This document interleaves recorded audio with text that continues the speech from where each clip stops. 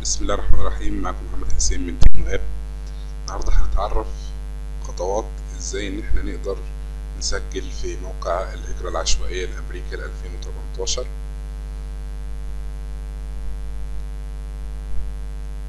هي هتكون مدتها شهر من 4 أكتوبر ولمدة شهر. هتبتدي من يوم 4 أكتوبر وهتنتهي في يوم 7 نوفمبر. تمام. هنفتح الموقع اللي هو الخاص بيها. تمام. بعد كده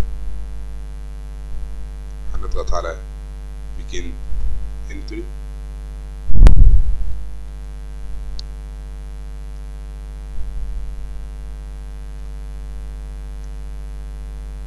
لو أخد معانا وقت في التحميل فده شيء طبيعي إن في ضغط عليه.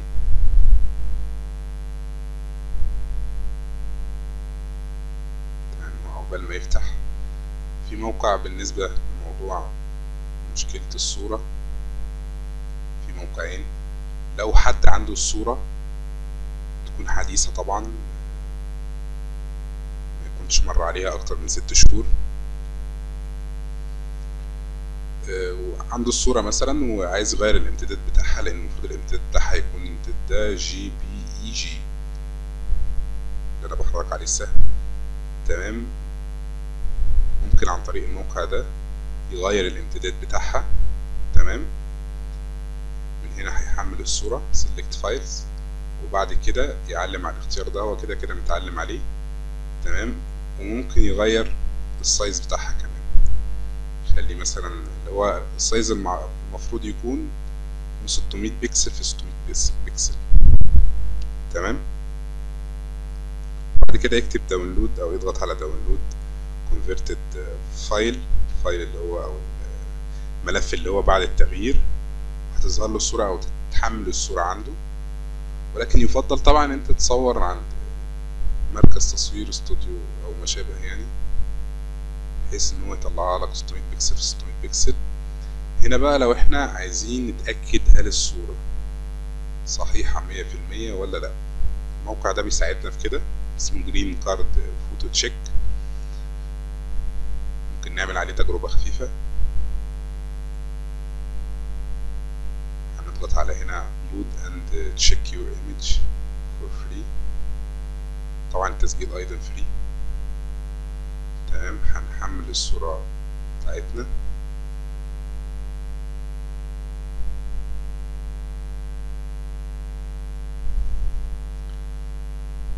انا هحمل صورة انا سجلت بيها، وهي ان شاء الله تكون صحيحة 100% يعني.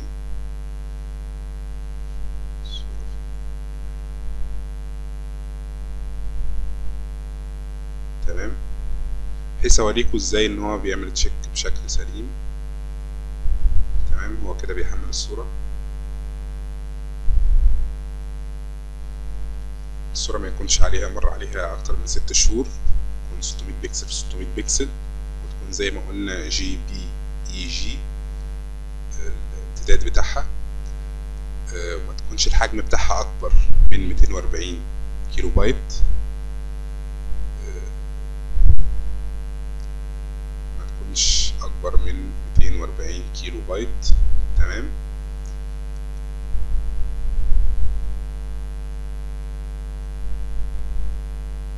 ايضا لازم تكون لون خلفية الصورة ابيض. الصورة تكون من بداية منتصف الصدر حتى الرأس. في موقع ايضا فيه التعليمات بتاعت الصورة بالظبط، اللي هو الخاص بالموقع التقديم نفسه ولكن مترجم لعربي، هحطه تحت الفيديو. بالنسبة للصور المحجبات مفيهاش اي مشكلة، اهم حاجة تكون باصص للكاميرا بشكل مباشر. ما ينفعش حد يضحك في الصورة بحيث ان هو ما يظهرش على وشه اي ظلال او حاجة زي كده، تكون الوش واضح بشكل جيد. طبعا لو حد بيلبس نظارة وهو بيصور يقلعها. دي اهم حاجات يعني اللي موجودة بالنسبة للصورة. ومحدش يحاول ان الصورة تكون اكتر من 6 شهور، لان الصورة بيبان عليها او مش بيبان عليها، يعني ليها كذا طريقة بتتعرف ان الصورة بتبقى عدت ال6 شهور، حتى لو انت غيرت تاريخها بايدك. تمام. بعد ما رفعت الصورة، بس الخطوة التانية بعد ما رفعت الصورة،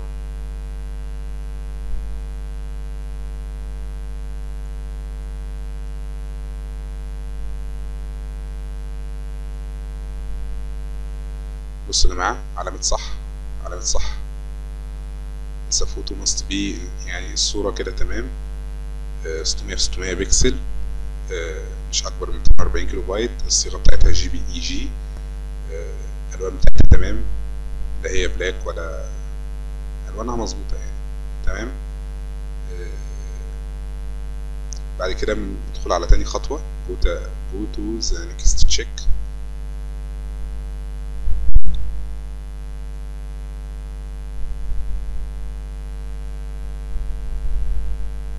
تمام. بيبتدي هو بقى يبتدي يسألك، الصورة بتكون موجودة.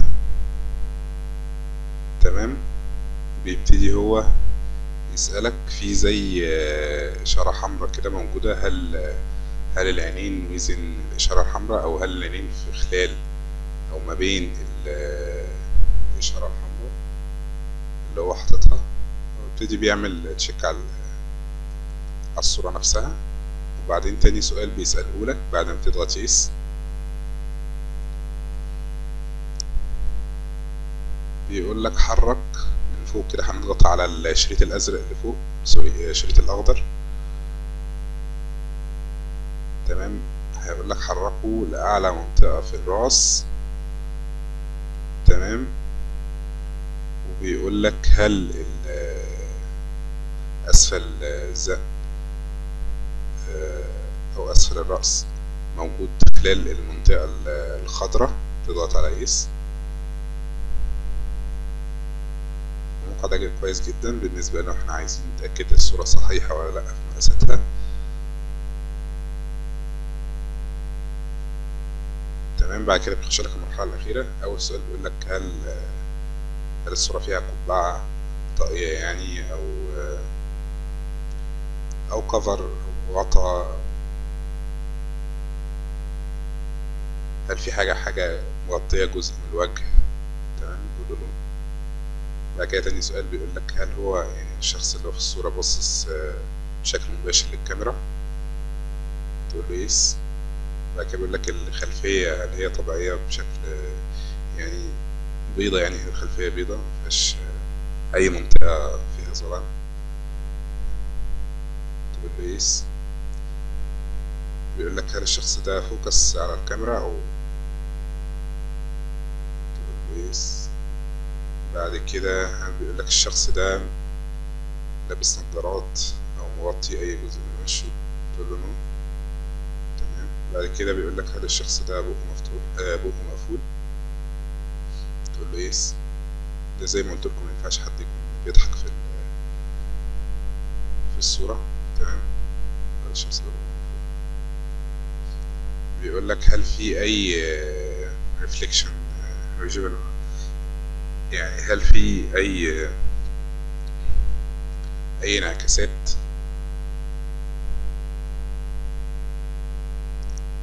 لا هي الصورة واضحة يعني مفيهاش مشكلة، تضغط على نو. هل في أي ظل أو ظلال في الخلفية، تضغط نو. بيقول لك هل الصورة بقى هل تم فيها لعب، يعني اتغيرت مثلا، جت يمين جت شمال أو حد لعب فيها، تقول له نو. تضغط على فينيش.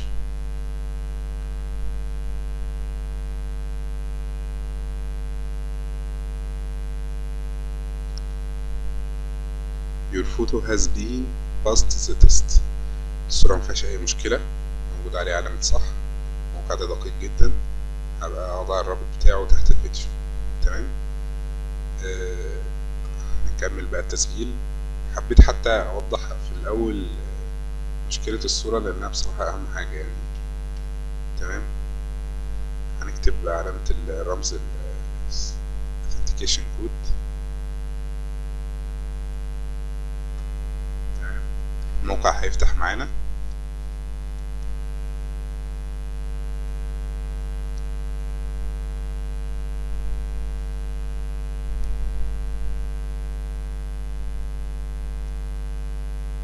طبعا انا عايز اقول معلومات، يعني عقبال ما الموقع يفتح لازم يكون المتقدم يكون معاه بكالوريوس يعني او ليسانس، يكون معاه مؤهل جامعي. يعني لو كان عامل في مهنة اكتر من سنتين وقضى سنتين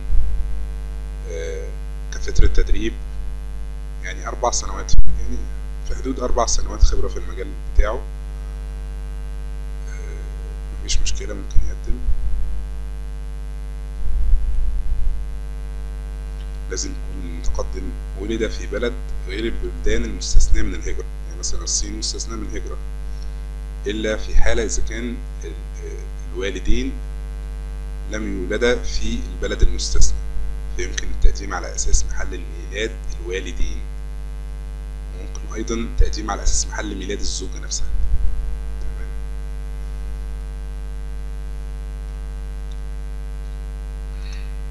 ممكن عشان سيبناه ما قدرش يقبل.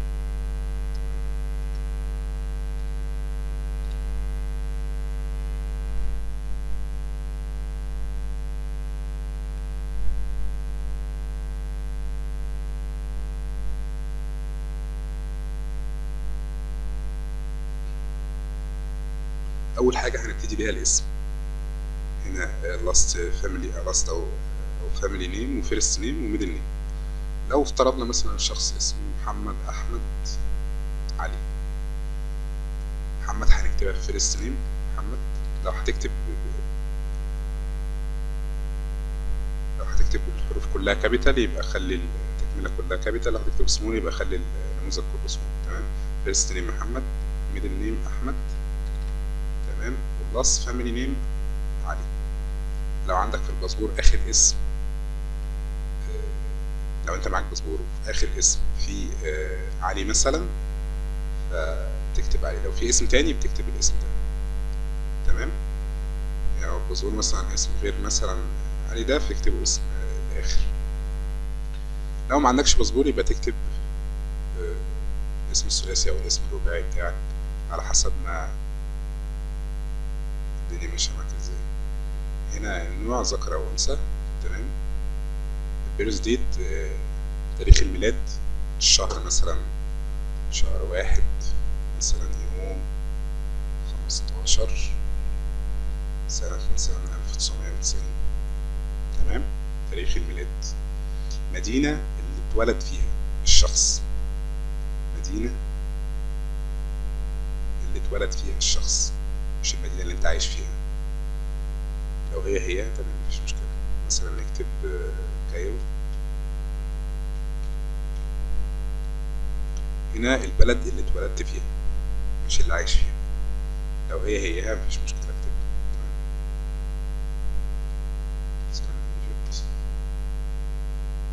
تمام. هنا بيقول لك هل انت البلد بتاعتك اتولدت فيها ضمن البلاد اللي هي مسموح ليها انها تقدم في الهجرة العشوائية. لو مش عارف بتضغط على الرابط ده وبتظهر لك البلدان المسموح ليها والبلدان اللي هي انتهت او انها غير مسموح لها. تمام. هنا الصورة، طبعا بعد ما تعمل تشيك على الصورة في الموقع اللي انا هحطه لك تحت الفيديو هتعمل هنا ايه، تختارها وتحملها. تمام. اول اختيار ده هنسيبه. تاني اختيار اللي هو العنوان بتاعك. لو عندك الباسبور، معاك باسبور، هتكتبه نفس اللي موجود في الباسبور، اول لاين وتاني لاين. لو اول لاين بس كفى معاك خلاص، تاني لاين ده ممكن تكتبه فيه ممكن براحتك. المدينة اللي انت عايش فيها حاليا. هنا المنطقة او الحي او المقاطعة.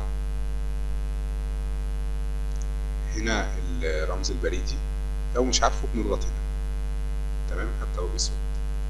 في حاجة نسيت اقولها على الاسم، لو انت عارف بس الاسم الاول والثاني وما عندكش اسم تالت مثلا، اضغط هنا. تمام، اضغط على نو لاست نيم او نو لاست فاميلي. لو في بلاد بتبقى فيها الاسم الاول والاسم الاخير بس مفيش ميدل نيم، تضغط هنا. تمام.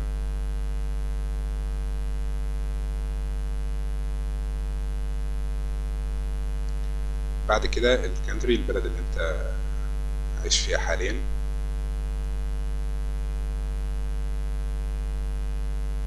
تمام. من الكانتري برضك البلد اللي انت عايش فيها.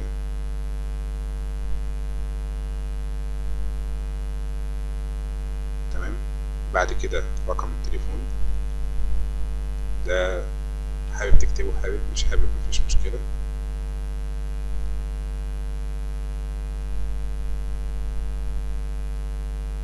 تمام.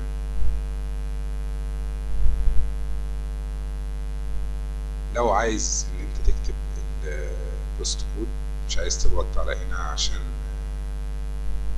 يعني حابب ان انت تضيفه في موقع بالنسبة لمصر اسمه كود مصر دوت كوم. هقول لك احطه تحت الفيديو. تمام. ده بيقول لك على الرقم البريدي لكل منطقة في مصر.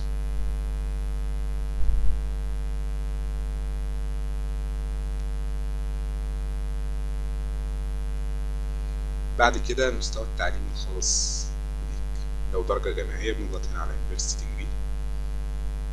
تمام. Primary School Only ده لو انت مخلص المدرسة الابتدائية،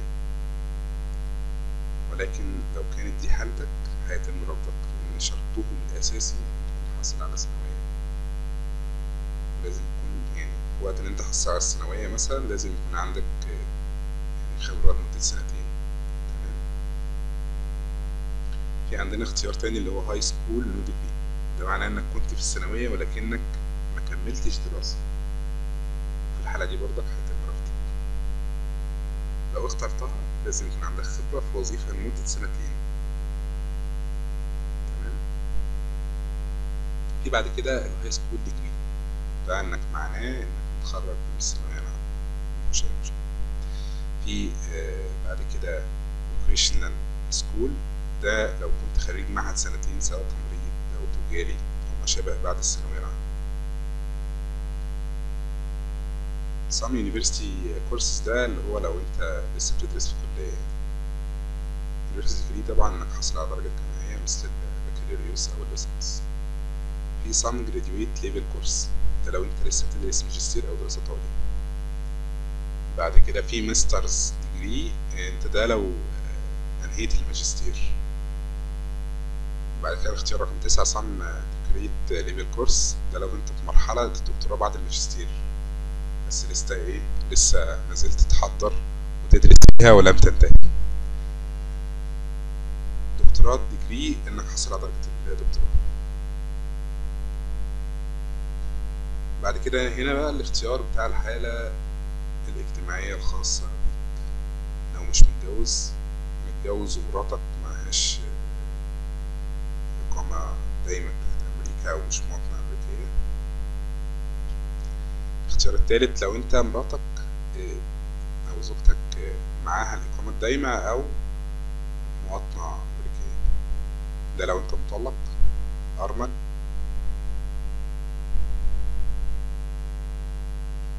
تمام. الاختيار الاخير ده عايشين منفصلين ولكن متجوزين. تكتب هنا عدد الاطفال اللي عندك. تمام. بس هم كاتبين ان هم ما يبقالوش الابناء اللي هم اكبر من 21 سنة. طب السؤال بقى اللي بيطرح نفسه، هل ايه اللي هيحصل لو فزت؟ هل ابني هيتم استبعاده؟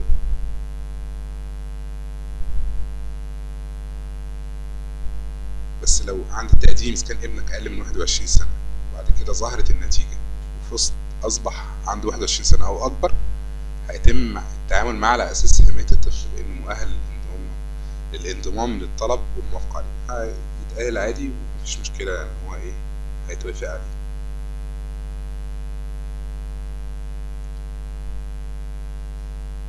تمام.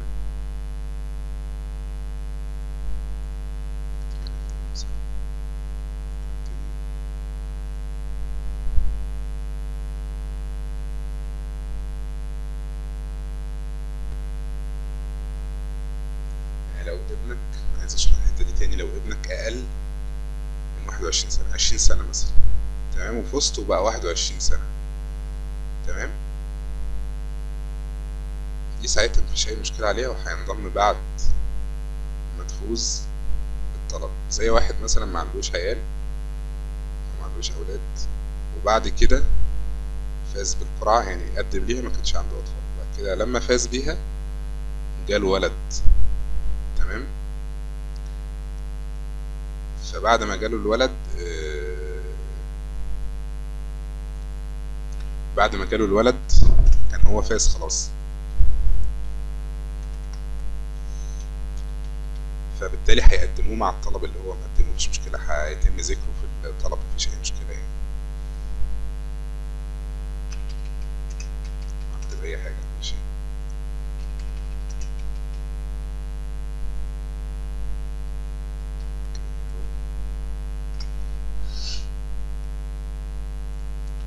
مثلا حي، تمام، وست كود ايجيبت،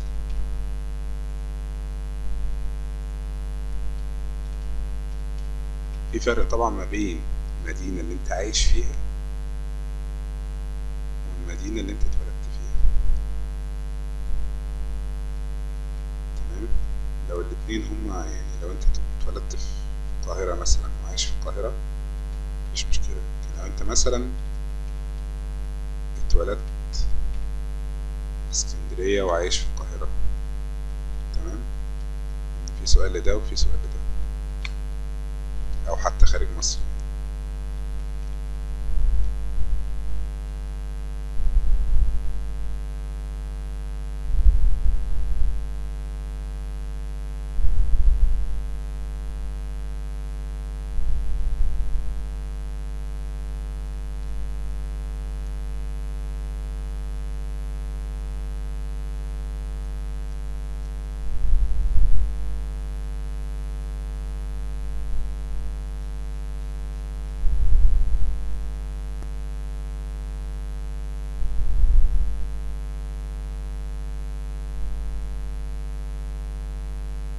بس نحط صورة، معلش يا جماعة احنا اسفين.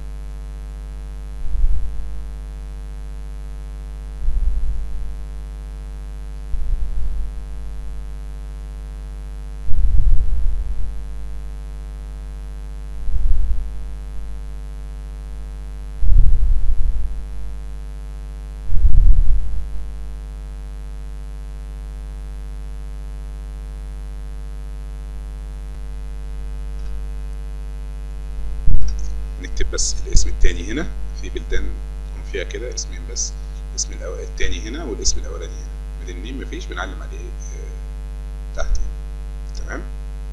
طبعا لو عندك باسبور ليها برضك بتضغط تكتب على حسب الباسبور ما هو مكتوب فيه.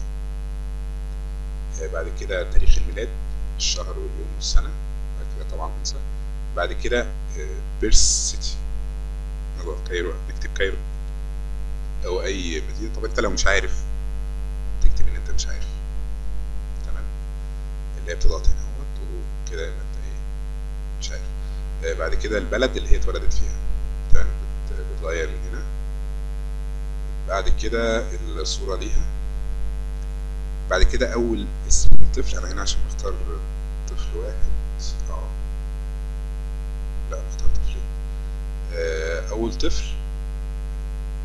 برضك الاسم الثلاثي، بعد كده تاريخ الميلاد، الشهر واليوم والسنة، بعد كده اول طفل عندك ولد ولا بنت، بعد كده المدينة اللي هو اتولد فيها، لو مش عارفها برضك بتضغط على هنا، تمام. بعد كده البلد اللي هو اتولد فيها وصورة ليه، طبعا مقياس الصورة ليه نفس مقياس الصورة ليك أو لزوجتك. نفس الحكاية لو عندك طفل تاني، لو عندك طفل تالت برضك نفس الحكاية، هتعيد الجزئية بتاعت الأطفال. تمام. وفي الآخر خالص بيضغط، لو أنت عايز تراجع حاجة تاني في الجزء الأولاني بتضغط على جو باك تو بارت 1. طب خلاص خلصت، بتضغط على كونتينيو وبتنتظر. حتى لو الموقع يعني حصل فيه هانج أو حصل فيه بطء، تستنى لغاية نص ساعة مفيش مشكلة، بس علشان ما تحسش إن الموقع حصل فيه هانج أو كان بطيء في التحميل بتاعه، فتقفله وتفتح واحد تاني. فكده بالتالي هيكون عندك تسجيل مرتين، كده يبقى انت اترفضت، يبقى انت كده ايه اترفضت. تمام. فنستنى خالص ساعة نص ساعة مفيش مشكلة، بس نتأكد ان الموقع فعلا حصل فيه هنج ووقف. تمام. فبنفتح تاب تاني او صفحة تانية ونكمل. اتمنى اكون ساعدتكم ان احنا ازاي نقدر نقدم الهجرة ديت، طبعا من غير فلوس. تمام. التقديم فيها ببلاش، تظهر في شهر 5، مش فاكر شهر 5 في كام بالظبط. تمام. لو في كان خطأ مني أو حاجة